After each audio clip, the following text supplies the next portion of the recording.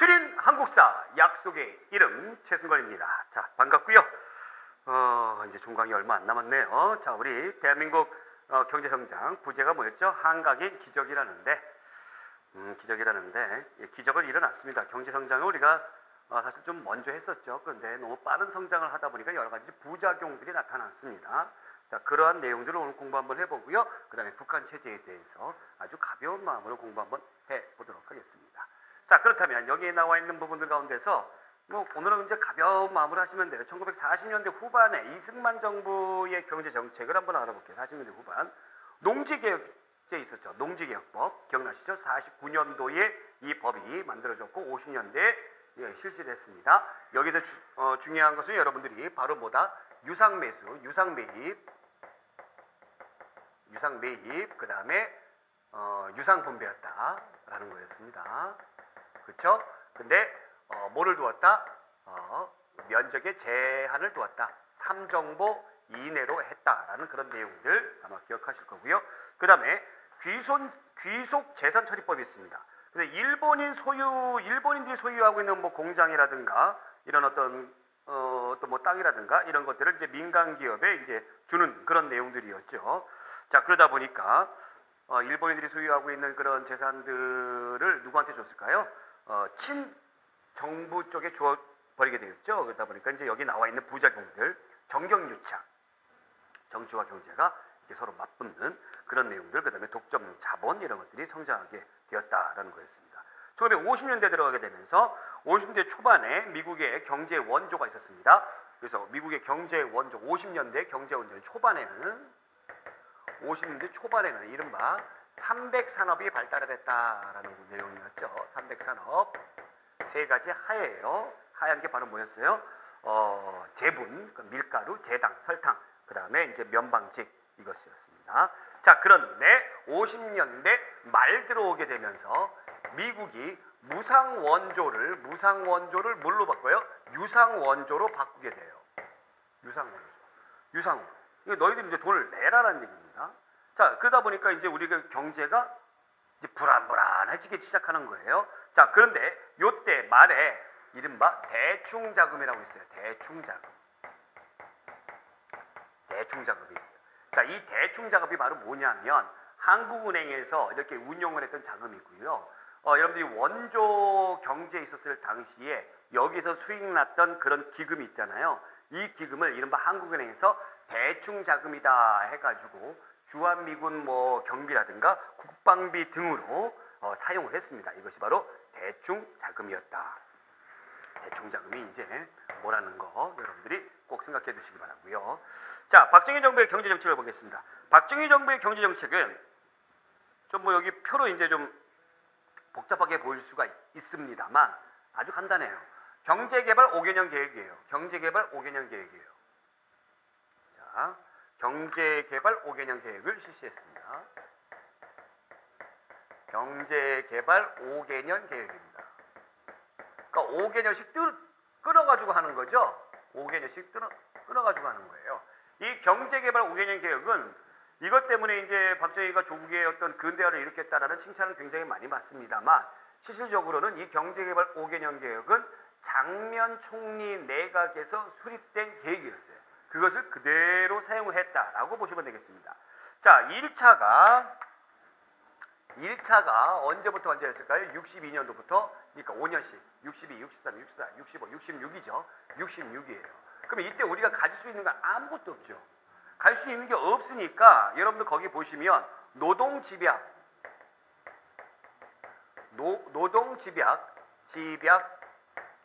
경공업입니다. 수출 위주 노동집약형 경공업이에요. 그래서 이때 이제 많이 만들었던 게 가발이라든가 양말이라든가 신발이라든가 이런 거 굉장히 많이 만들었죠. 이런 거. 이런 걸 가지고 열심히 경제를 부흥을 했던 그런 시기다라는 거죠. 그러면 2차는 바로 뭐였느냐? 67년도부터죠. 67, 68, 69, 70, 71년도 거의 60년대. 즉 1차와 2차는 거의 60년대다라는 겁니다. 2차도 별 볼 일 없어요. 거기 나와 있는 이제 기간산업을 확충하는데 굉장히 노력을 했던 것이에요. 그래서 요때에 경부고속국도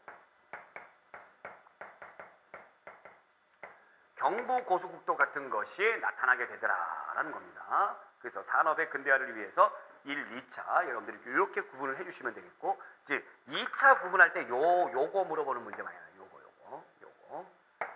물어보는 문제는. 자, 그 다음에 3차, 4차는 70년대인데 3차, 4차는 70년대인데 그거 뭐 여러분들 끌어서 할 필요 없이요. 3차 산업 들어가게 되면은 이제 우리가 이제 그 경공업 위주로 갔잖아요. 그래서 이제 어떤 위주로 가느냐? 중화학 위주로 갑니다. 중화공업 위주로 가는 거예요. 그래서 뭐 포스코 포항 제철이라든가 울산의 정유공장이라든가 요런 쪽으로 이제 많이 가게 되고, 그 다음에 이때 비로소 농촌의 근대화를 위해서 새마을 운동을 하게 되더라. 새마을 운동을 열심히 하게 되더라. 4차는 그냥 한번 읽어보시면 될 거고요. 자, 그러면 전두환 시절의 정부 정책을 보고 있습니다. 전두환은 굉장히 좀 운이 좋았어요. 경제 부분에 있어서는 말이죠. 이 이른바 거기 나와 있는 3조 호황입니다. 3조 호황이에요.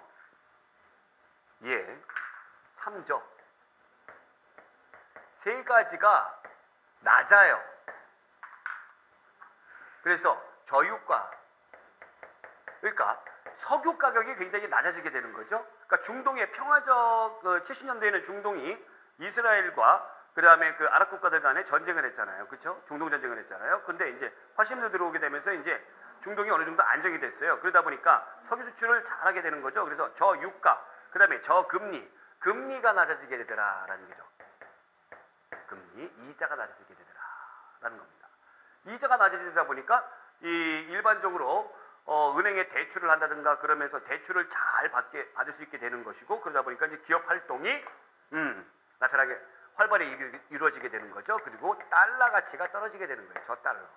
저달러. 그래서 3조 호황을 누렸던 시기예요. 그래서 특별히 이 정부가 어떤 잘해가지고 80년대 경제 호황이 있었다? 그것이 아니라 세계적인 추세가 이런 쪽으로 갔더라라는 얘기입니다. 그래서 80년대 들어오게 되면서 우리가 이제 비로소 선진국형인 이런 반도체라든가 자동차라든가 이런 쪽으로 이제 열심히 힘을 기울이게 됐죠. 그런데 이 우루과이 라운드가 나타나게 됐던 것이죠. 86년도에 우루과이 라운드 경제 개방이 시작되죠.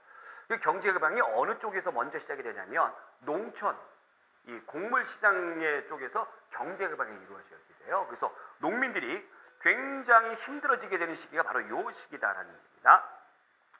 김영삼 정부의 경제 정책을 보게 되면 뭐 공기업의 민영화라든가 금융업 규제 완화라든가 OECD에 가입을 했었죠. 그런데 여러분들 정권 말기에 한보라든가 대우가 도산하게 되면서 또 그 뒤를 이어서 IMF 사태까지 맞게 되는 경제 위기가 나타나게 되었고요. 김대중 정부 때는 이 IMF 위기를 탈출하기 위해서 구조 조정, 뭐 금모으기 이런 것들을 하게 됐습니다. 그러면서 이제 노사정위원회라는 것이 출범하게 돼요. 노사정위원회. 이 노사정위원회는 바로 뭐냐면 노동자하고 사용자하고 갈등이 굉장히 있었잖아요. 80년대 전두환 정부 때는 노동조합이 불법이었어요. 그러면서 87년 6월 민주화 항쟁 이후로 노동조합이 합법화된 단체로 인정을 받게 되는데, 그러다 보니까 80년대 말부터 이 노동운동이 굉장히 활성화가 되었죠. 그러다 보니까 사용자하고 굉장히 갈등이 심각하게 벌어지더라라는 얘기입니다. 파업도 굉장히 많아지게 되고요. 그래서 노사정위원회라는 거, 정부가 개입을 한 거예요. 이것을 김대중 정부 때에 만들게 되더라라는 얘기고, 그 다음에 노무현 정부의 경제 정책에는 뭐 자유주의 개방 정책 이런 것들이 있었다라는 겁니다. 자, 그러면 대한민국 경제의 문제점과 과제에 대해서 한번 알아보겠습니다. 부제가 좀 같이 좀 잘 살자고였어요. 자, 우리가 경제를 빨리 성장하기 위해서 60년대부터 굉장히 노력을 했습니다. 그러다 보니까 성장 위주로 정책을 가다 보니까 어떤 부분이 문제가 되냐면 대기업 위주의 성장, 그리고 자본 위주의 성장입니다. 즉 가진 자 위주의 성장이에요. 자, 그러다 보니까는 반대로 대다수를 이루고 있는 서민층이라든가 노동자들은 돌보지 않았다는 얘기입니다. 일방적인 희생을 강요했다라는 그것이 가장 큰 어떤 부작용, 문제점이었다라는 거죠. 우리나라 경제에. 첫 번째로 시장 개방이 가속화됐죠. 여러분들 자유무역협정 FTA 그 FTA를 추구하는 기구가 바로 뭐예요? WTO죠. 자, 그러다 보니까 이 자유시장, 자유개방 이런 걸 하게 되면 뭐가 문제가 되냐면 이 경쟁력이 없는 국가들 같은 경우에는 큰 문제가 됩니다. 예. 관세가 없어지다 보니까 선진국의 제품들이 굉장히 싼 가격에 들어오잖아요. 그러다 보니까 자국의 어떤 산업이 큰 타격을 입게 되더라는 얘기죠. 그래서 이것도 우리가 극복하는데 굉장히 오랜 진통을 겪었어요. 네.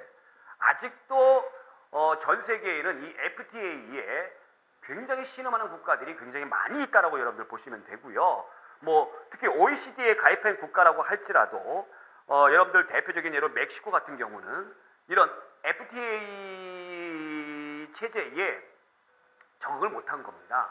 빨리 국가 체제를 FTA에 적응하기 위해서 노력을 하고 이 정부와 국민들이 일치 단결해서 그런 어떤 산업 구조를 변화시키고 국가 경쟁력을 높이기 위해서 노력했어야 되는데 그것을 하지 못했던 거예요. 하지 못하다 보니까 아직까지도 이런 어떤 마피아, 조직폭력, 이 조직폭력이 국가 권력을 위협하는 또 국가 권력이 조직폭력을 제압하지 못하는 그런 국가가 돼버렸죠. 자, 국제 경쟁력이 약화되고 수출이 어려워지고 그 다음에 경제 민주화 문제 이런 것들이 있습니다. 자, 그러면 좀 꼼꼼하게 거기 이제 알아보게 되면은 산업화와 도시화가 이루어졌죠. 뭐 당연히 이제 산업화가 이루어지게 되면서 사람들이 전부 다 어디로 몰리니까 도시로 몰리죠. 이런 현상을 우리가 뭐라고 불러요? 이촌 향도 현상이라고 부르는 거죠. 그래서 도시화의 문제점에 있어서 도시의 주택이 부족합니다.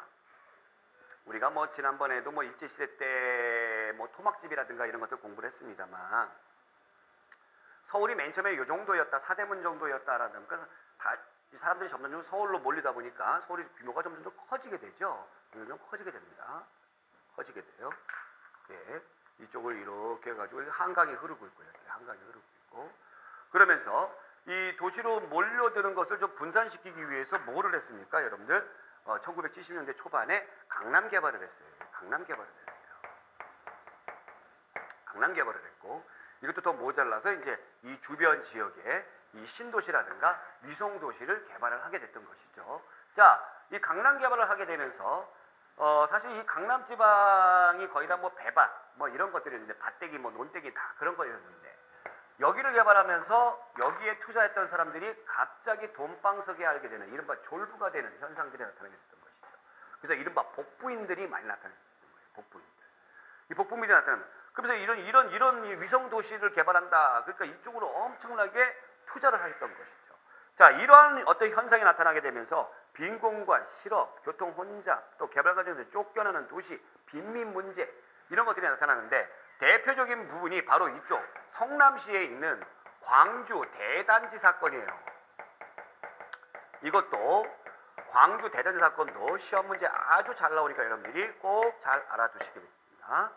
여러분들 광주시는 아시죠? 성남시 옆에 있는 광주시. 근데 이 당시는 광주군이었어요. 그러니까 지금으로 따지면 성남시고요.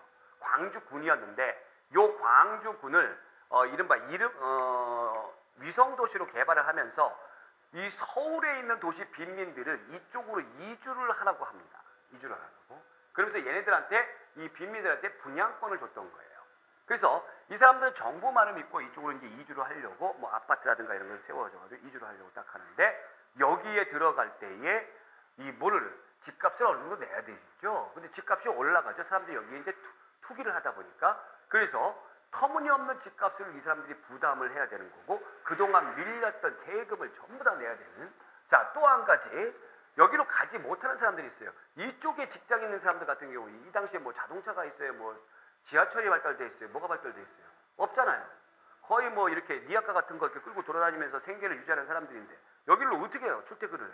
그래서 안 가게 되는 사람들이 있었고 또 그거를 믿고서 또 이주하는 사람들. 근데 결국에 실질적으로 내용을 딱 가보니까 내가 입주를 할 수가 없더라라는 얘기입니다. 그래서 이쪽에서 광주 대단지 사건이 발생하게 되는 그런 아주 불행한 일들이 있었다라는 거죠. 자, 70년대 들어오면서 농촌 보겠습니다. 이른바 새마을운동이죠. 새마을운동, 근면자조협동. 요즘도 그 보시면 이제 가끔씩 이렇게 보면 새마을운동, 시골 가면 새마을운동, 근면자조협동, 새마을 모자, 녹색 모자 쓰고 돌아다니고 이렇게 했습니다. 박정희 대통령의 딸이었던 박근령이 노래를 만들었고요. 작곡을 했고 박정희 대통령이 직접 작사를 했습니다. 새벽 종이 울렸네, 새 아침이 밝았네, 너도 나도 일어나, 뭐 이렇게 했죠. 그래서 초반에는 말이에요, 농촌생활 환경 개선에 열심히 했는데 이 농촌이 계속 죽어가요. 왜 죽어갑니까? 이 농촌을 버리고 어디로 가기 때문에? 도시로 가기 때문에. 그러나 이것으로 인해서 농촌에서 박정희의 인기는 높아졌다라는 거였고요. 자, 70년대 들어오게 되면서 농민들이 못 살다 보니까 이제 그 추수를 하게 되면은 곡식을 사들이죠. 정부가 사들이죠. 그걸 우리가 뭐라고 불러요? 추곡수매라고 하는 거죠. 그래서 이때에 이제 나타났던 용어가 바로 정부미였어요. 정부미. 정부가 사들인 쌀이에요. 이 사들인 쌀을 이렇게 보관을 합니다. 이 보관을 하게 되면은 쌀이 이제 오래되게 되면은 이제 맛이 없잖아요. 그래서 이런 맛없는 정부미를 주로 어디다 많이 풀었어요, 여러분들? 빈민들한테 많이 풀었고요. 자, 또 한 가지는 이제 어디에 많이 풀었어요? 이제 군대에 짬밥으로 많이 풀었었죠. 자, 80년대 이후에는 여러분들 그 FTA 이것 때문에, 우루과이 라운드 때문에 농산물, 축산물 시장이 개방이 됩니다. 그러면서 농촌이 몰락하게 되는 그런 위기들이 있었고, 80년대 노동운동 보겠습니다. 노동운동. 70년도에 전태일이라는 사람이 분신자살을 하죠. 전태일이라는 청년이 분신을 합니다. 70년도에. 우리나라의 법에 노동법이 분명히 있었죠. 근데 이 청계천 그 부근에서 의류 공장들이 타닥타닥 붙어 있는 의류 공장들이 굉장히 많았다라고 그래요. 그래서 여기에서 어린 그 여자 그 소녀들이 와가지고 일을 굉장히 많이 했습니다. 그래서 70년대, 80년대에 청소년들이 서울로 와가지고 공장에 취직을 많이 했는데 그때 이제 생겨난 용어들이 뭐 공돌이, 공순이 막 이렇게 했습니다. 근데 어마어마하게 착취를 했었죠. 그래서 전태일이라는 사람이 노동법을 자기가 공부를 해가지고 재판에도 걸었고 정부에도 항의를 했고 근데 들어주지 않습니다. 그래서 결국에 분신 자살을 하게 되는 그런 사건이 있었다라는 거고요. 80년대 6월 민주항쟁 이후에 노동운동이 활성화됐다. 노동조합이 이제 합법화가 됐고요. 90년대 이후에 보게 되면은 IMF 시기에 비정규직이 나타나게 됐고 또 지금 현재의 외국인 노동자 문제라든가 이런 것들이 나타나게 되었죠. 자, 그러면 여기 잠깐 볼게요. 전태일, 인간으로서 최소한의 요구를 한 노동자 관련된 질문 한번 보겠습니다. 대통령 각하, 저희들은 근로기준법의 혜택을 조금도 못 받으며 90% 이상의 평균 연령 18세의 여성입니다. 일반 공무원의 평균 근무 시간이 일주 45시간인데 비해 15세의 어린 시다공은 주로 일주 98시간의 고된 작업에 시달립니다. 저희들의 요구는 일일 15시간의 작업 시간을 일일 10시간에서 12시간. 이 10시간에서 12시간. 지금 이렇게 하라고 해도 힘들 판인데 말이죠. 1개월 휴일을 2일, 일요일마다 휴일로 쉬기를 희망합니다. 휴일 2일을 일요일마다.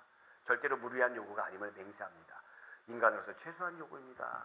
정말 최소한의 요구죠. 이런 것도 들어주지 않더라라는 거죠. 자, 산업화에 따른 문제와 변화 보겠습니다. 대중매체는 1960년대는 당연히 신문이었고요. 70년대 들어오게 되면서 이제 TV가 자리 잡게 됐죠. 그리고 80년대 들어오게 되면은 90년대에 들어오게 되면서 이제 인터넷 이런 매체들이 나타나게 되었다라는 거였습니다.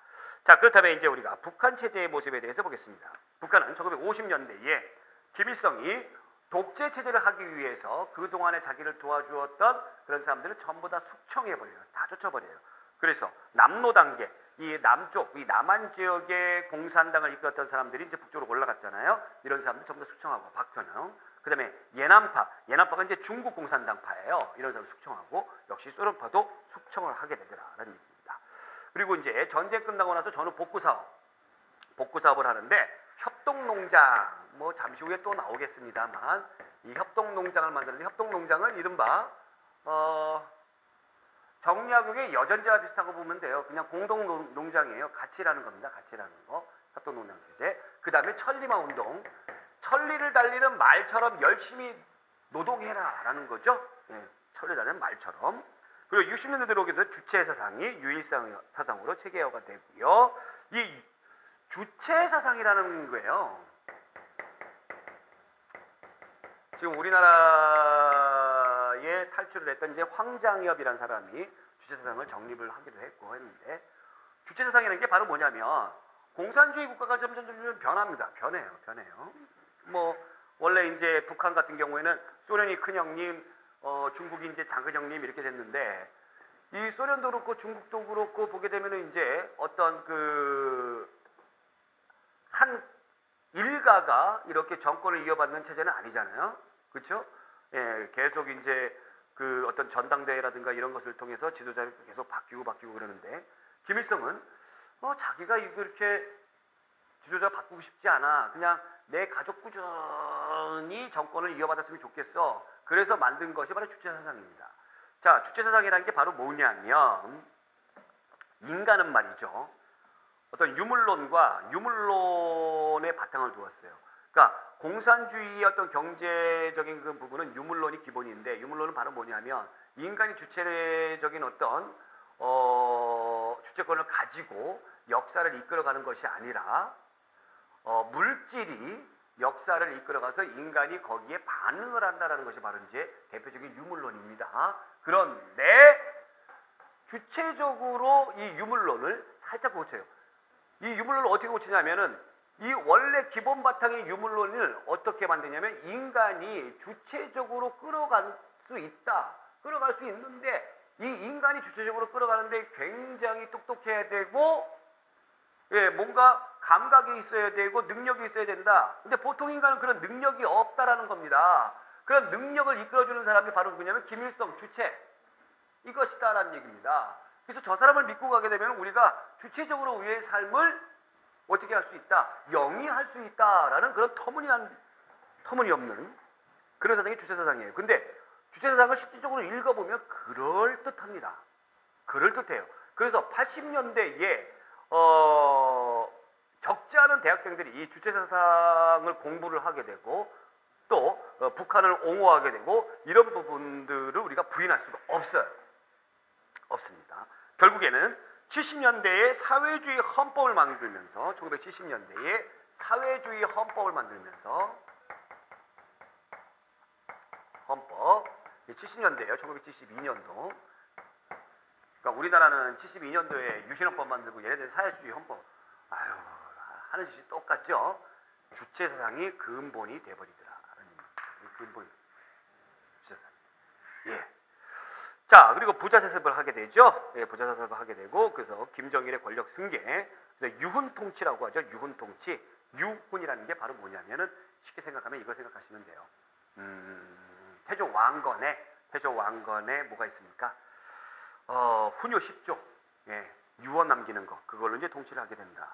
그러면서 이제 김일성이 죽고 나서 1990년대에 뒤를 이어서 김정일이 90년대에 최고 집권자가 되고요. 그 다음에 김정은도 김일성 사망 이후에 권력을 세습하게 되더라라는 얘기입니다. 자, 북한 경제의 변화 보시게 되면은 이제 전후 복구 1950년대에 여기 쭉 보시면 얘네들도 경제개발 5개년 계획을 하는데 다 실패해요. 자, 아까 우리가 이제 공부했던 협동조합, 천리마 운동 이런 것들이 있었다라는 거였고요. 자, 1960년대 280쪽에 있는 내용을 보게 되면은 또 여기 이제 경제개발을 하게 되죠. 그리고 이제 중소 분쟁, 중국과 소련이 1960년대에 국경을 가지고 서로 싸워요. 국경선 문제 가지고 서로 싸워요. 그러다 보니까 북한은 어떻게 됩니까? 이 눈치 저 눈치 이렇게 막 보게 되는 겁니다. 그리고 중국과 소련이 지원을 중단해 주게 되어버리는 거예요. 이거 안 되겠다 해가지고 나름대로 자립경제를 하기 위해서 노력을 많이 했죠. 70년대도 그랬고, 그러나 전부 다 어떻게 됐다? 실패하게 되더라라는 얘기입니다. 그래서 80년대에 들어오게 되면은 중국의 개방정책을 본받아서 80년대 들어오게 되면서 집권했던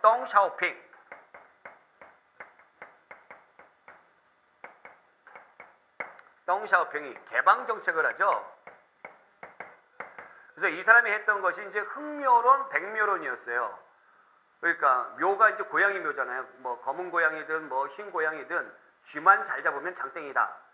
이 사람의 개방정책을 대표적으로 이제 대변해주는 그런 말인데, 개방정책을 합니다. 그래서 중국 동부에 이 해안 도시에 선진국의 자본과 기술을 받아들이는 그런 경제 특구라든가 개방 도시를 많이 만들어요.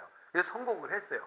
아, 요거를 보면서 우리도 그렇게 해야 되겠다 해가지고 나온 것이 이제 북한 80년대 개방 정책입니다. 그 대표적인 것이 이제 합병법이에요. 합병법.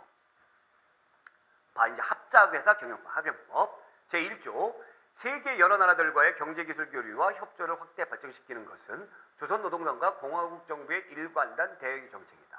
조선민주주의인민공화국은 공화국의 영역 안에서 우리나라의 회사, 기업소와 다른 나라의 회사, 기업소, 개인 사이의 평등한 호혜의 원칙에서 합병하는 것을 장려한다. 제3조 조선민주주의인민공화국은 다른 나라 합병 당사자가 출자한 재산과 기업 운영에서 얻은 소득을 법적으로 보호한다. 그렇습니다. 자, 합병법은 즉 선진국 대부분의 선진국들이 뭐 미국, 영국, 프랑스 이런 국가들이 거의 자유주의 국가잖아요. 자유주의 국가들하고 어떤 제휴를 한다라는 거였어요. 근데 실질적으로 자유주의 국가들이 공산주의 국가인 북한과 제휴를 하느냐? 하지 않죠. 합병법 제정의 배경에는 이런 것들이 있습니다. 중국과 소련이 지원을 중단하고 그런 어려움이 있어서 중국과 소련을 자극시키기 위해서 이 만든 쇼가 아니냐라는 그런 지적도 있어요. 어쨌건 90년대 초반에 나진과 선봉의 경제무역지대를 만듭니다. 나진과 선봉의 경제 자유무역지대를 만들어요. 그래서 이 당시에 우리나라가 여기에 진출도 해요.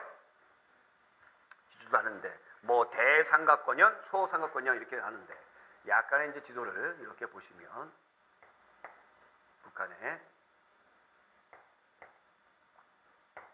이렇게 보시면 이렇게 있지 않습니까? 이렇게 있죠. 그러니까 낮은 선봉 지역은 바로 이제 요 지역이죠. 요 지역. 그래서 이 두만강을 중심으로 해서 이제 개발 프로젝트를 이제 만드는 거예요. 두만강. 그러면 이 두만강 지역이 어떤 의미를 갖고 있냐면 중국과 러시아와 북한의 접경지대죠. 그리고 일본도 배 타고 오면 금방 올 수가 있고, 그래서 이른바 뭐 소삼각권형 해가지고 이렇게 작은 삼각형으로 해가지고 중국, 러시아, 그 다음에 북한이 같이 개발하자. 이것이 이제 성공했으면 대삼각권형 해가지고 이렇게 블라디보스토크까지 연결하는 이런 프로젝트를 만드는 거죠. 그래서 선진국들의 자본과 기술을 받아들이기 위해서 노력을 많이 했는데 역시 이도 그닥 성공하지 못합니다. 그닥 성공하지 못해요.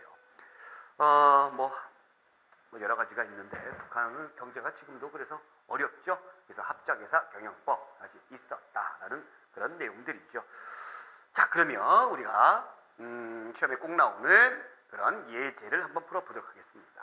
어렵지 않아요.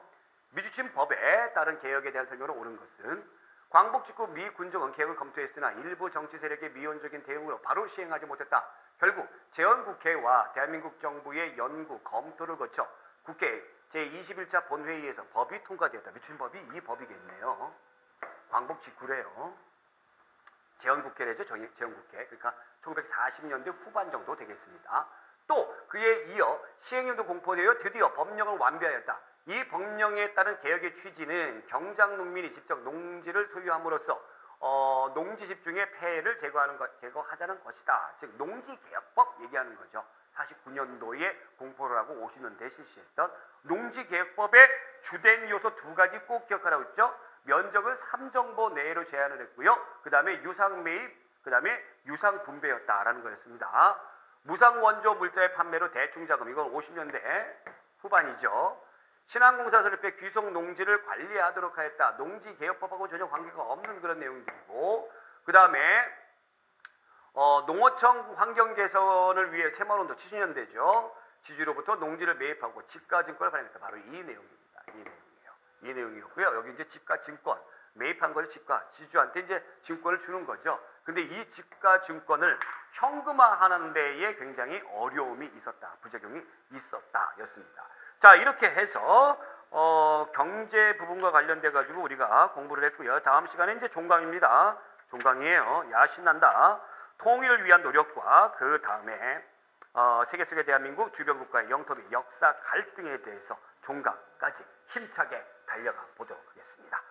종강 때 우리가 이제 책거리 해야 되잖아요. 그래서 여러분들 떡 싸오시기 바랍니다. 오늘 여기까지 고맙습니다.